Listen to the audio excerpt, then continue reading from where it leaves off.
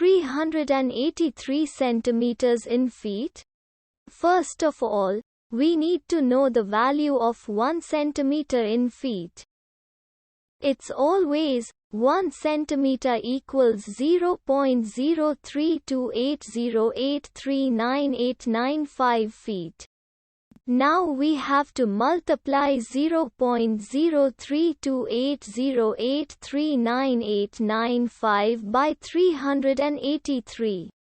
Therefore, 383 centimeters times 0.03280839895 feet equals 12.565616797885 feet.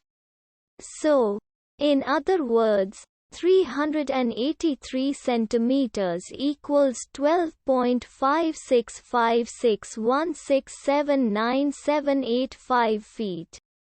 We hope you have enjoyed this video. Please like and subscribe to our channel for more videos like this.